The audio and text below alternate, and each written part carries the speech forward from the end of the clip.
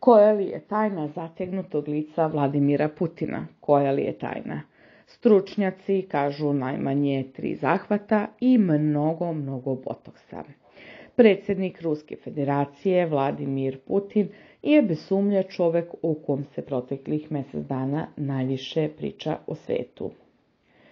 Interesovanje medija za njega veće nego ikad, a pored političkih poteza koje vuče, mnoge zanima nešto više o njegovoj pozadini, životnoj priči, porodici, bračnom životu, razvodu, deci koje je dobio u braku i navodno vanbračno. Među brojnim temama koje se nameću kada je reč o Vladimiru Putinu ima i onih trivialnih, a jedna od njih je ta šta on to čini, a ne stari.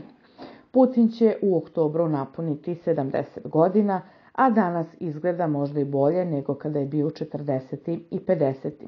Gotovo da nema bore i deluje mnogo odmornije, iako radi naporan posao koji podrazumeva mnogo odgovornosti.